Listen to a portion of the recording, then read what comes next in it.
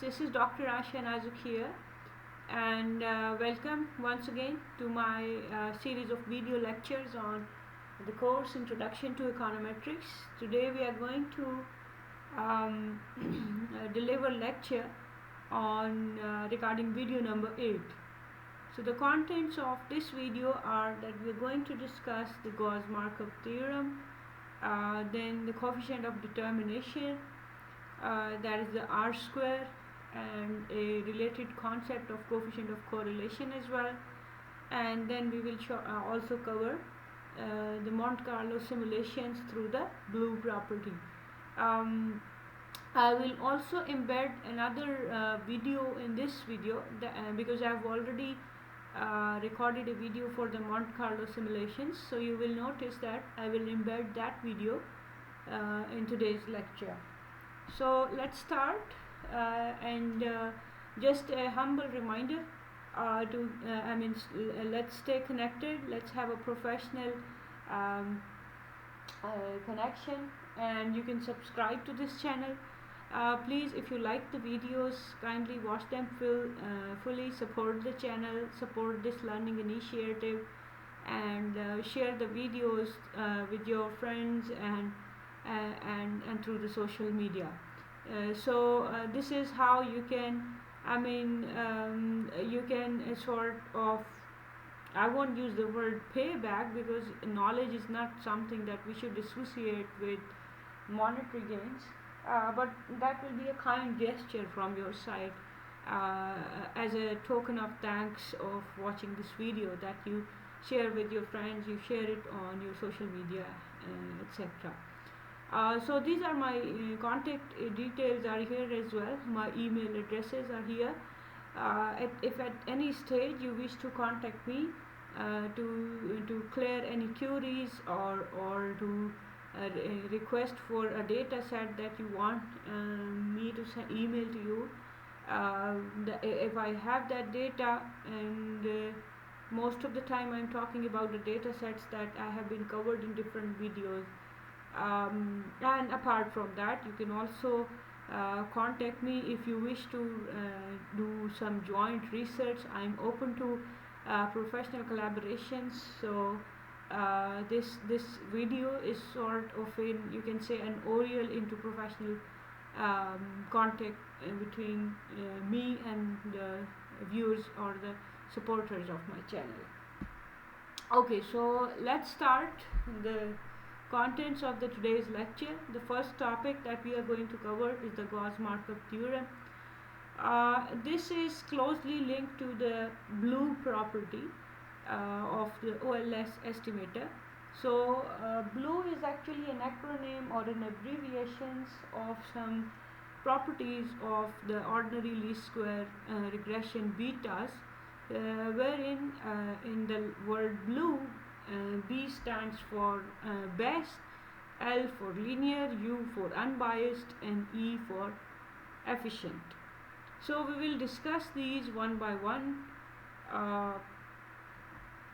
or you can say maybe pardon, it's not efficient, it's best linear unbiased estimators. The last E I earlier on told it as efficient. So best linear unbiased estimator is the full form of the word or the acronym blue.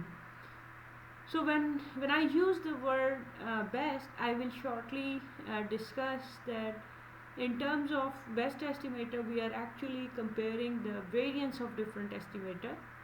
So what here you can understand is that the ordinary least square regression betas, why are they declared best? That they have variance lesser than betas from other formula. That is, if we derive beta from any other formula other than the OLS formula, then in that formula the variance of the betas will be higher.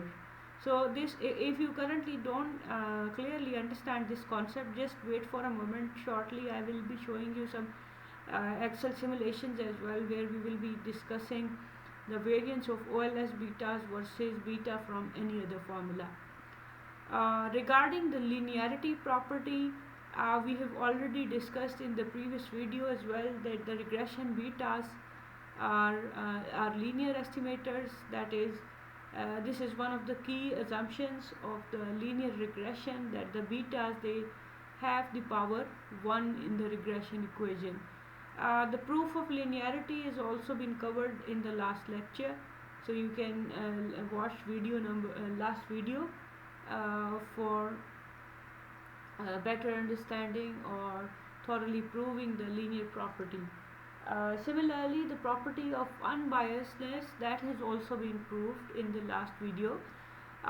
Just a quick recap, that what is meant by an unbiased estimator is that the expected value of sample beta is equal to the corresponding population beta, right?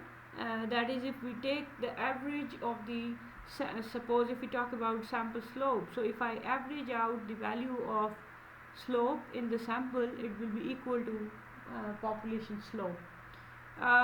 Since unbiasedness is a repeated sampling property, so if you don't watch it, as I said, that these videos are, with the passage of time, they are necessarily linked with the other videos. So if you want to have a detailed concept of, once again, the property of unbiasedness and how is it proved through the Monte Carlo simulation, kindly watch my video on Monte Carlo simulation.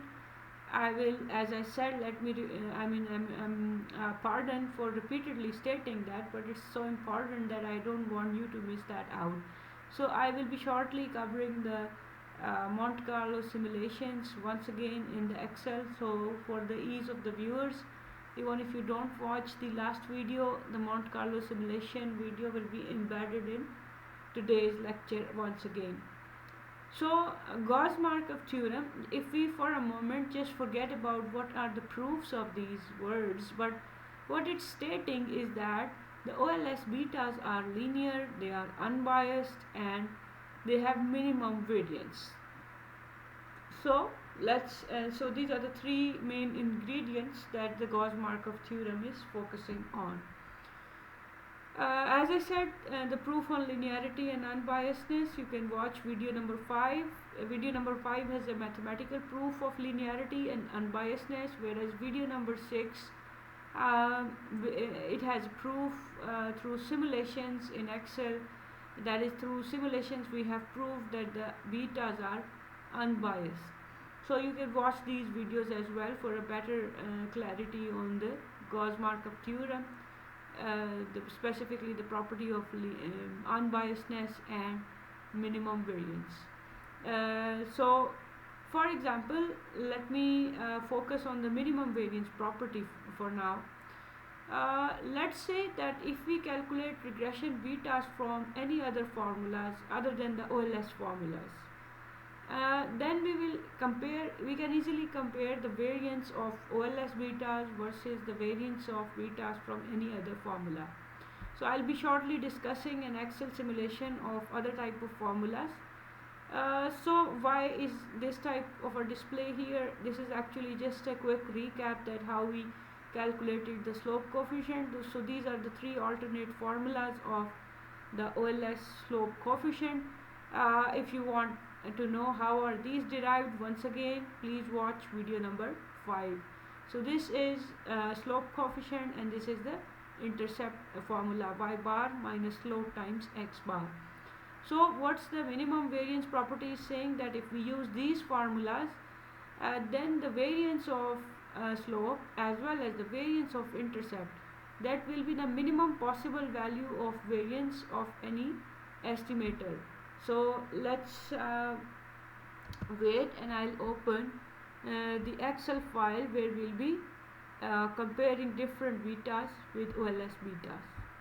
Okay, so we have this data file in an Excel sheet. I have values of y variable and x variables, and then we have calculated the slope and intercept by using this simple formula, slope, and then entering the values of the y variable and then the x variable. Similarly, I have also calculated the intercept.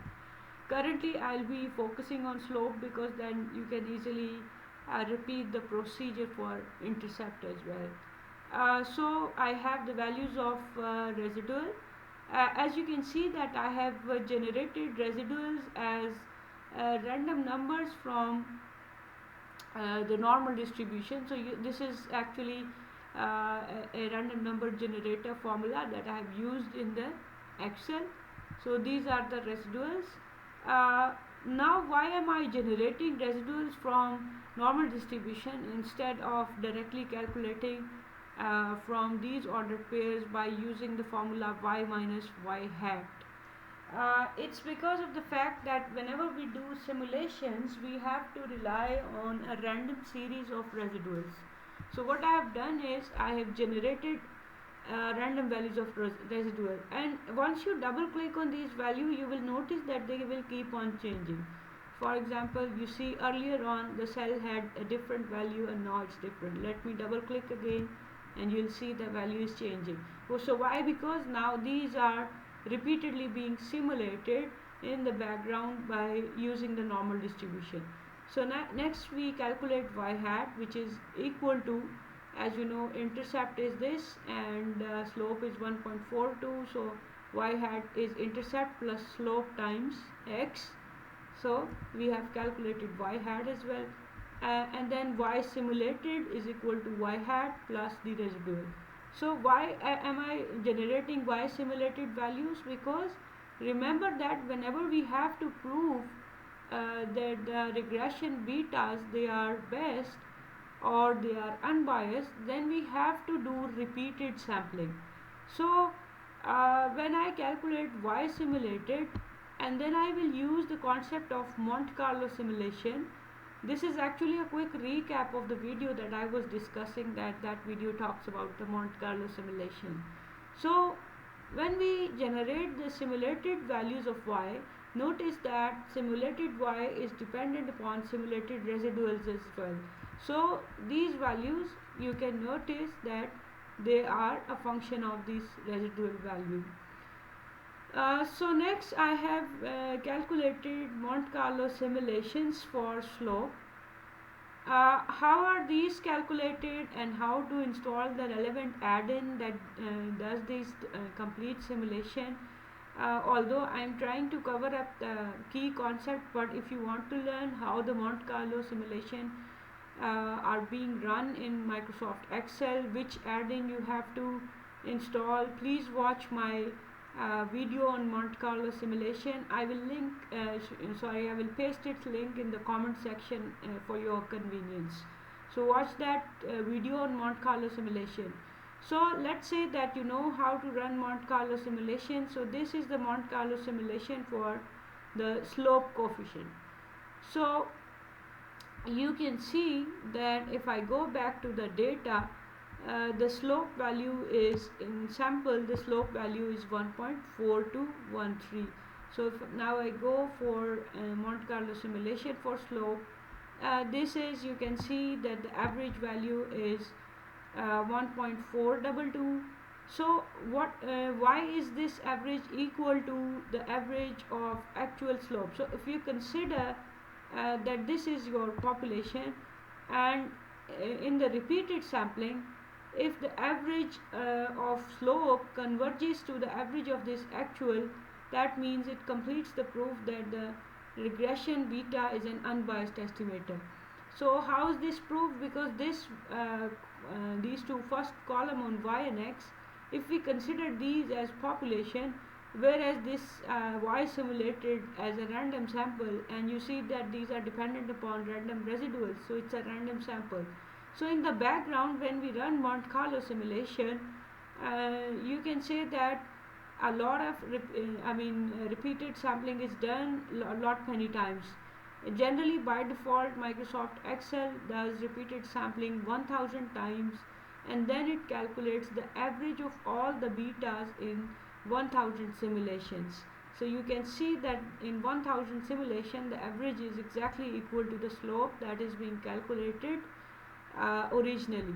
Let's refer back here. You see the original slope 1.4213 and the average is same. So this completes the proof that, the numerical proof that slope is an unbiased estimator of population slope. Now I have highlighted the standard deviation as well. Now why is this standard deviation important here? If you see that we have different sample number, as I said that the Monte Carlo simulation will run different repeated simulations. So in the first simulation the value of slope is 1.451, in the second it's again 1.451, third simulation the value is 1.401, and so on. So these values are as expected changing from sample to samples. So when they are changing, then we can calculate the variation in these values, which is being calculated or represented by standard deviation.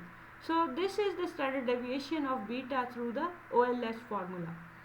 Now let's say if I refer back to the data, and let's say if I calculate slope by using any other arbitrary formula. So let's say I calculate slope by adding the simulated values of y and then dividing by the sample size, which is 14 here.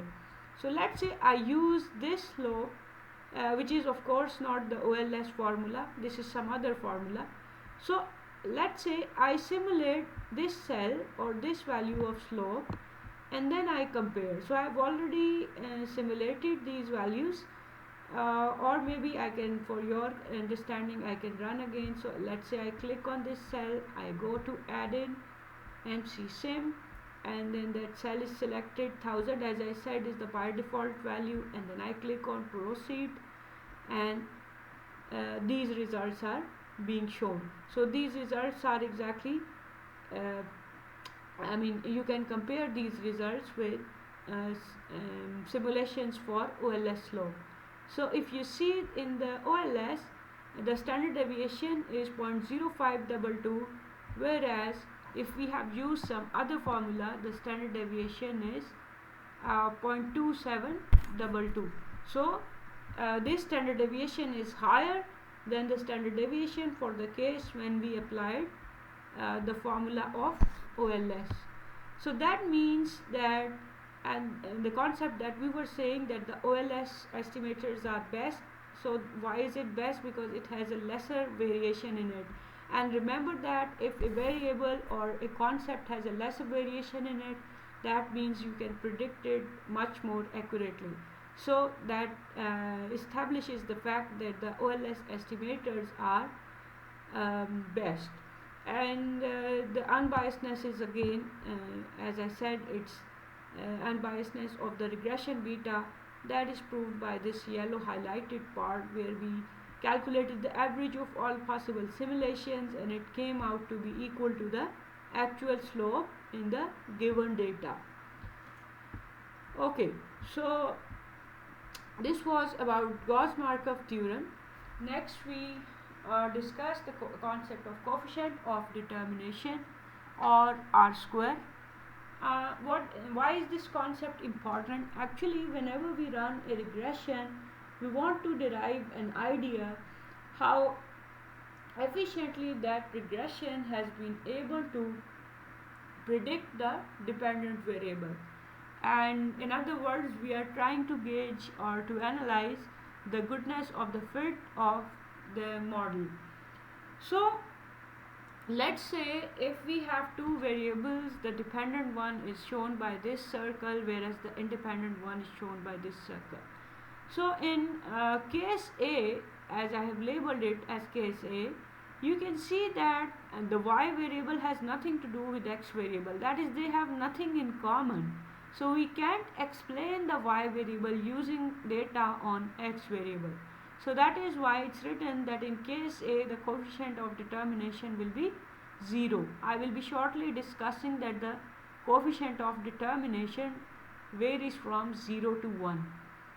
So if there is a perfect association, like in the case F, you see that y and x, they are perfectly associated, they are 100% overlapping. So in this case R square will be 1. So but generally we don't have situations like the case A or case F. We can have different type of scenarios as shown in B, C, D and E.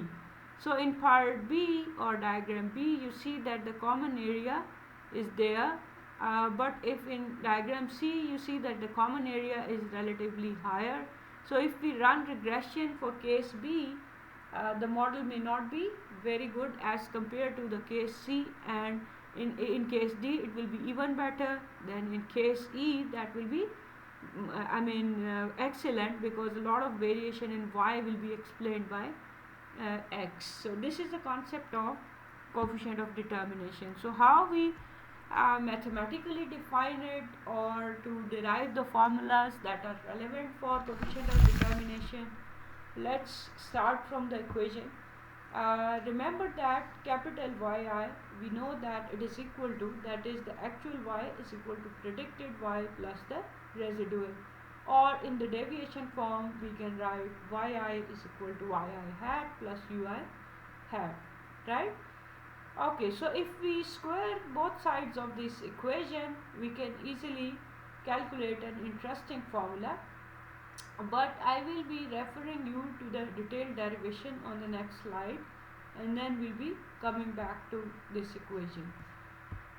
Okay, so as I said that you know that yi square is equal to yi hat plus ui hat. So what I have done is simply I have applied summation after taking square on both sides. That is, in this equation, if I apply summation after taking squares on both sides, so we can write like this. And now if I open the square, that will be first term square plus second term square plus 2 times the cross product. And now you know that this cross product will be 0, because you know that one of the assumption of OLS is that the residual terms are independent of predicted y. So this last term will be 0. Because by now it must be clear, or you can once again refer to the last video, it must be clear that whenever the sum of the cross product of two variables is 0, it is equivalent to saying that they are independent, or the covariance between them is 0. So this term vanishes and we are left with these two terms. So we can rewrite sum of yi square is equal to this, and this capital N on the screen, pardon that this is just a typo. In fact, let me erase it right now so that we won't have any confusion here. Yeah, thank you for waiting, and we resume again.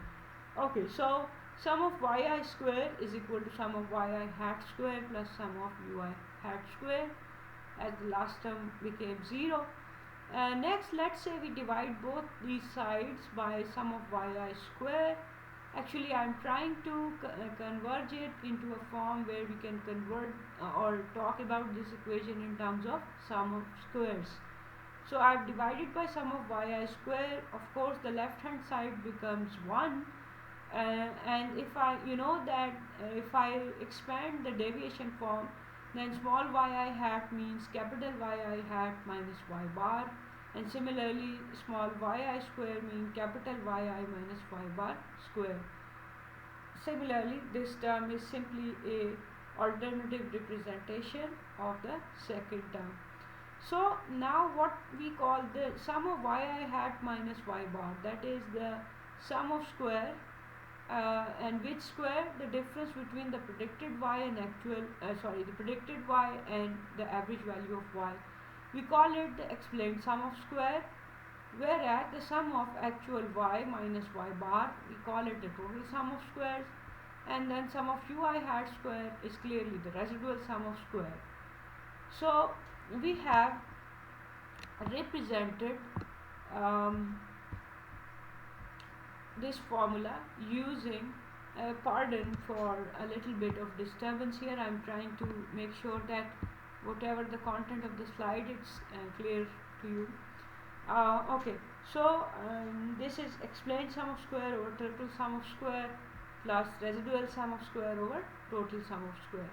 So we can abbreviate and we can call explained sum of square as ESS and total sum of square as TSS, whereas the residual sum of square is called RSS. One more important thing is, which will be used in the further derivation, that you know that if I consider the value of sum of yi hat minus y bar square that I have copied here, this term, you know that it could be written as yi hat is what? It is equal to beta 1 hat plus beta 2 hat times xi minus. Now what is y bar? You know easily from the OLS equation that y bar is equal to beta 1 hat minus beta 2 hat times x bar, and then you are taking the square.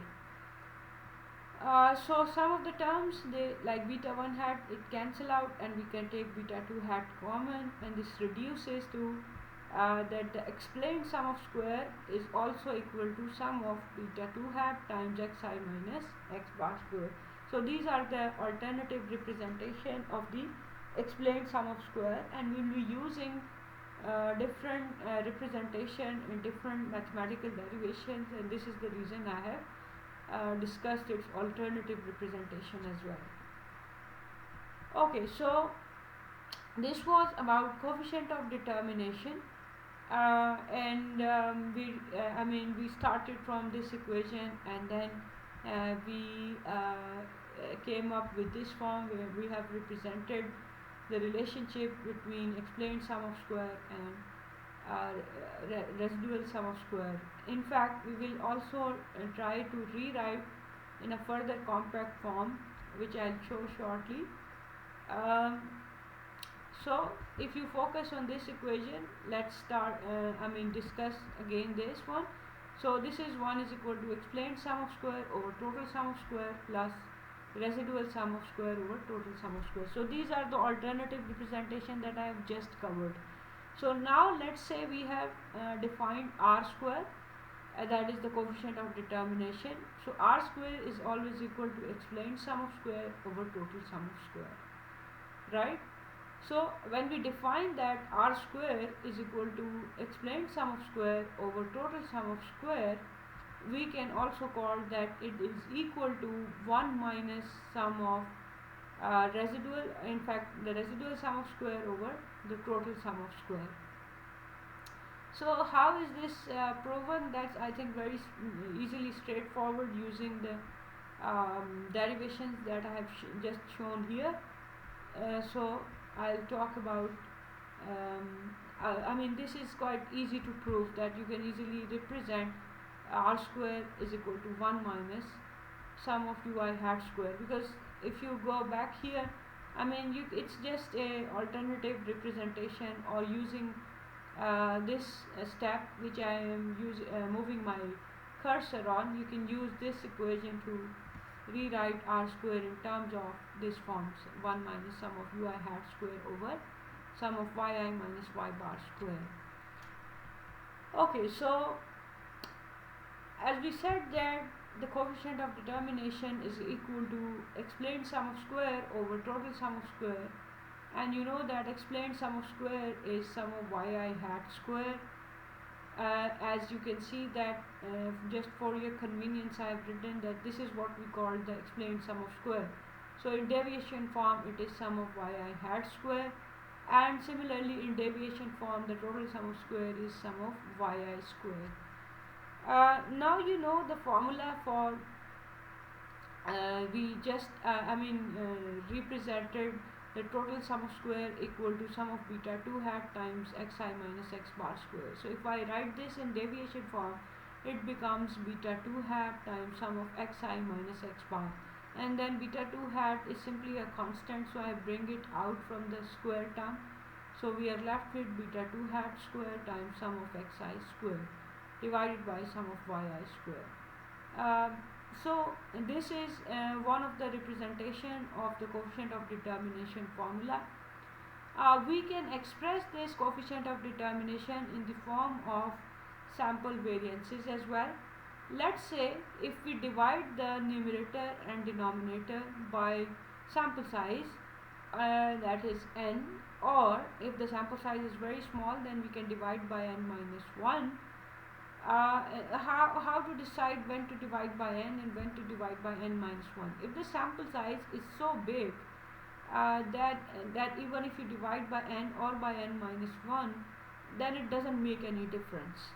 So only if the sample size is small, for example if the sample size is 4, then you divide by 4 or you divide by 3, that will make a lot of difference. So in small sample we divide by n minus 1, and in large samples we can divide by either n or n minus 1. It doesn't make a lot of difference. Okay, so we divide by n or n minus 1.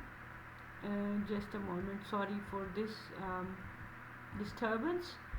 Okay, so in we were discussing how to derive in terms of sample variances. So we write beta 2 hat square as it is, and you know that when we divide sum of xi square by n minus 1, so you can easily recall from this formula of variance that whenever we divide sum of the deviation squared deviation by n minus 1, that's the formula for variance. So this becomes sx square. Similarly, the denominator becomes sy square.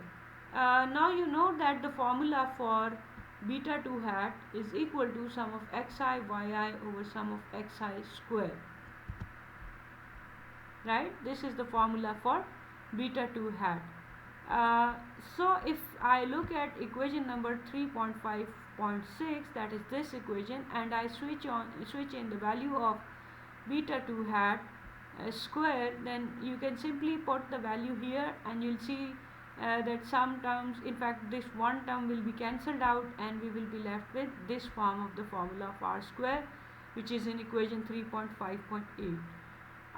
So if you are wondering that why do we need so many forms of the formula of coefficient of determination, first of all, if you are preparing for a typical examination of introduction to econometrics, you may be given different type of numericals where sometimes you are given, let's say, sample variances, you are given the value of sample slope, and you are required to calculate correlation coefficient. Then you can use this formula. So sometimes what type of information is given to you decides that which type of formula you can use. Otherwise, all these formulas are necessarily the same, and it doesn't make any difference whether you present in the form 3.5.6 or 7 or 8. So that is not something that is, you can say that we are not adding something on the conceptual clarity. Rather, this is just an algebraic contribution that will be used in different type of numericals or different type of derivations. Okay, so let's derive another form of the total sum of square that will be used in many derivations. Remember that we defined r square is equal to explained sum of square over total sum of square.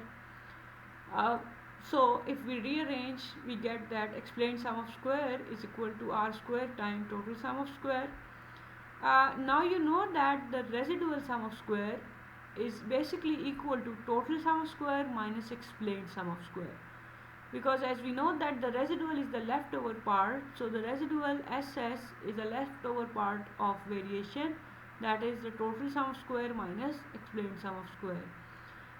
So now we have just written that ESS is equal to r square times TSS, so we switch in this value, and then we can take TSS common, so we get this step. And we know that the total sum of square in deviation form is sum of yi square into 1 minus, so this 1 minus r square is as it is. So we can write total sum of square is equal to ESS plus RSS. As we said that the total sum of square is equal to explained sum of square plus residual sum of square. Now TSS, as we said, it is equal to sum of yi square, and ESS from equation number A, you can see that ESS is equal to r square times TSS plus RSS from equation number B is equal to this. So we have used equation A and equation B to write TSS in this form of you can say terms. Next, by using a little bit of rearrangement, we can easily prove the form in equation number C, which will be used in many mathematical derivations that are relevant for the OLS formulas or to the concepts of ordinary least square regression and different derivation. We will be using these formulas. So uh, we have covered the coefficient of determination so far. So this slide is necessarily the repetition of slide number 10, so I'm omitting it.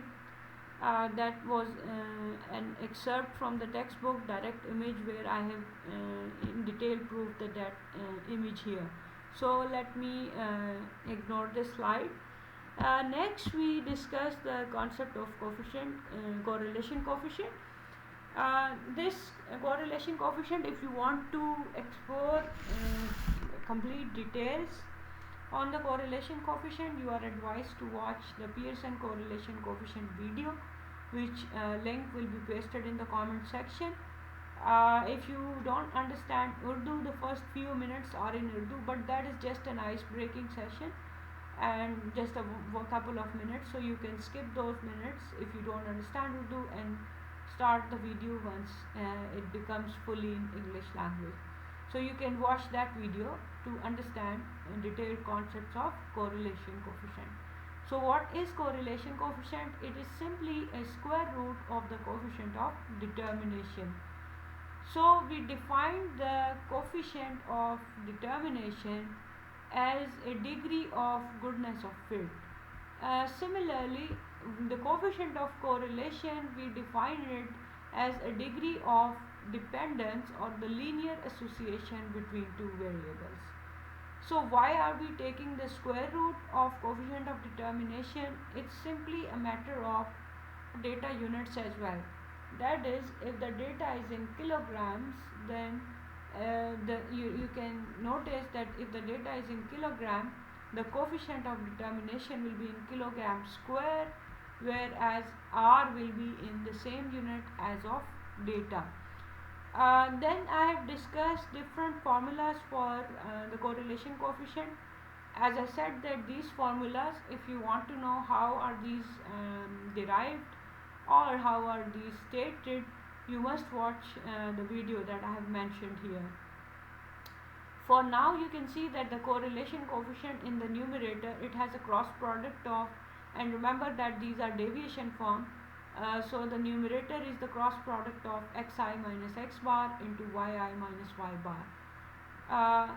And this is sum of xi square or sum of yi square. So if you consider it just divided by n, or in small sample divided by n minus 1, then the numerator becomes the covariance, whereas the denominator becomes the square root of variance of x and variance of y. So by definition, correlation coefficient is equal to covariance between the two variables divided by the square root of their individual variances. And the upper and lower bound for correlation coefficient is between -1 to +1. And how we interpret different values, like how we interpret negative correlation, which values are considered a strong correlation or medium or weak correlation, these details are discussed in the video mentioned here on the slides. Then we'll be discussing the Monte Carlo simulation that we just discussed in the beginning as well. So but I'll be embedding video number 6 here that will show the Monte Carlo simulation right from the start, so that the contents of this lecture will be further clarified. So let's start that video. Excel. And let me tell you that in order to run this type of Monte Carlo simulation, you have to first install an add-in which is called MC Sim. I will add the MC Sim download link or the URL in the comment section, which you can see here as well on the screen. So I will copy this URL for your convenience, and you can download this add-in MC Sim. So suppose that you have downloaded the MC Sim and you want to add that MC Sim add-in to Microsoft Excel. What you have to do is you'll have to go to File, and then you'll go to Options, and in the options this pop-up window will appear where you'll have to click on add-ins, and once you click on add-ins you will click here on go. So if you have downloaded the MC-SIM version or the MC-SIM add-in, you will see this option here, Monte Carlo simulation add-in.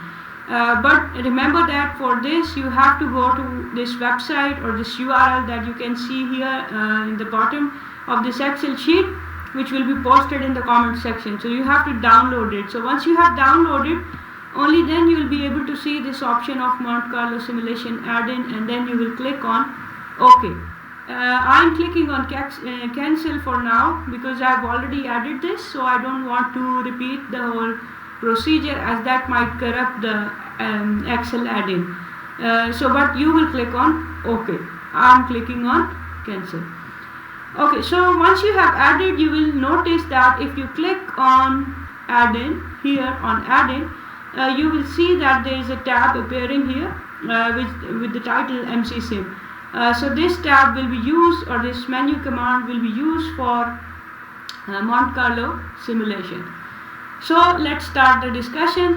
Suppose that we have these two random variables, y and x.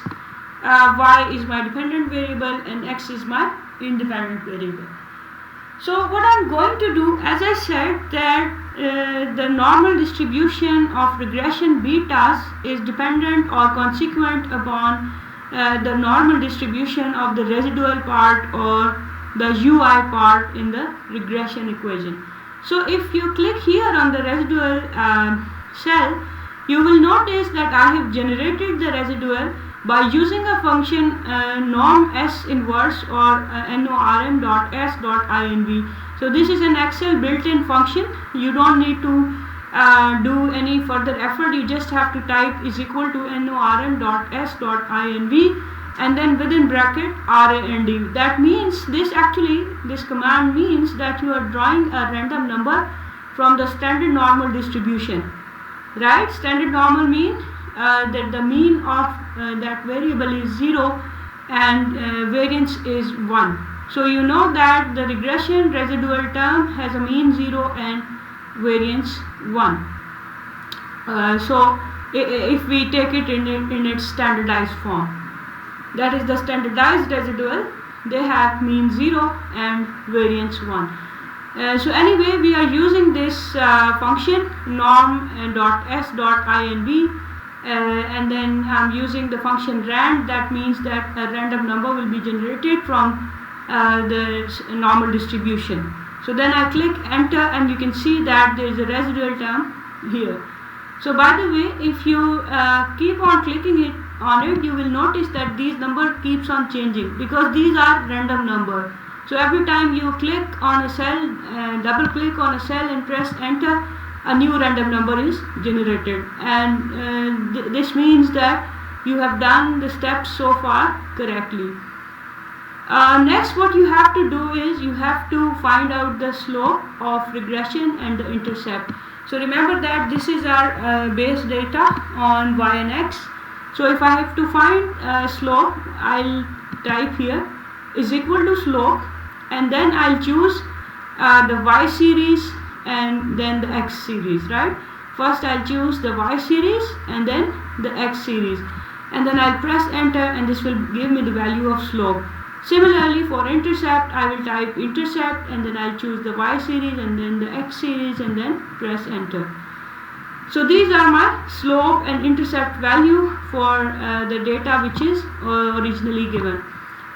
Using these slope and intercept values, I can easily calculate y hat or predicted y, which is equal to intercept plus slope times the value of x. So you notice that I have picked the value of intercept from here and slope from here as 1.4 to 1323. Then I press enter. So these are all the values of y hat. Next, what you have to do is actually this column is quite important. So let me highlight it. Y simulated is actually, instead of using actual y or actual values of y, this time I'm going to use simulated values of y. And how am I going to simulate this? You see, notice that simulated y is a sum of predicted y plus the residual part. That means, actually, why am I calling these simulated? Because now these are, instead of these fixed y values, these are randomly simulated values, because remember that C2 or the residual part has been generated as a random number. So y simulated becomes a random number. Next, what I am going to do is I'll find the slope, and this time, instead of using actual y, you notice that I have used the E column. That is, in the E column we have these y simulated values. So I am running a regression keeping y simulated as dependent variable and the x variable as independent variable. So I press enter. Similarly, I'll find the slope by using y simulated as the dependent variable and x variable as the independent variable. Next, what I have to do is, actually, suppose that I want to make a probability distribution for slope. So what I'll do, I'll click on this cell which is slope, and I'll click on add in, then I'll click on MCSim, and so you can see that it's written here that the cell number F19 is selected, and you can see that F19 is this slope value in which I am interested in, whose probability distribution I want to make. You can also enter the number of required repetitions, that is, how many simulation do you want to run.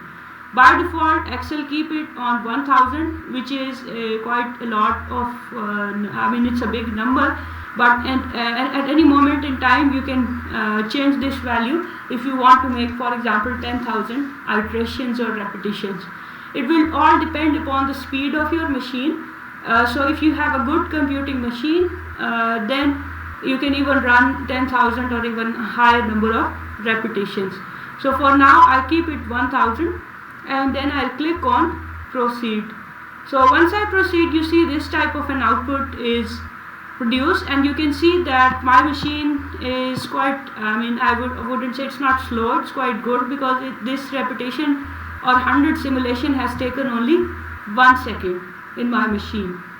So you notice that there is a heading called sample number, and if you drag downward, keep dragging downward, so it mentions that the output is restricted to 100 repetitions. But don't worry, the actual background simulations are 1000, that is 1000 times a random sample has been drawn. Now you would be thinking how 1000 times the repetition has been done. Actually, if you go back to the data sheet, what the Monte Carlo simulation is doing, that like we draw a random number here. So this is like one realization, or you can say one iteration. So in the background, Microsoft Excel, by using the MCSim add-in, has done this procedure 1000 times, like generated this column 1000 times. In other words, making a random sample of size 15 from the normal distribution, and that size 15 has been done 1000 times, and that is why you can see that it's written that there are 1000 repetitions. So based on this 1000 repetition, the average value of slope is 1.422. So let's see, in the given data when we were running it, the actual slope coefficient is 1.421. So you can see that in repeated sampling, the average of slope coefficient from different random sample has come out to be 1.422, which is exactly equal to the actual value of slope if we run on this sample. So you can say that you can relate it with the property of unbiasedness, that the regression betas or the sample betas are unbiased estimator of population betas. Similarly, if you have a look at this histogram, this is roughly a bell-shaped figure. By the way, if you increase the repetition, then this will become more, closer to the normal distribution. So what this histogram is telling me that the probability distribution of the slope coefficient it can be easily declared as normal distribution. So this is what the property of normality is a fair approximation. By running this Monte Carlo simulation, I hope that you can efficiently understand the concept of the OLS properties, that is BLUV or best linear unbiased estimators. So thank you for watching this video. I hope that it has offered an alternative understanding of the often discussed theoretical concepts. Keep watching other videos, keep learning. Thank you once again. And I'll share my email address in the comment section. You can always contact me. You can develop a professional contact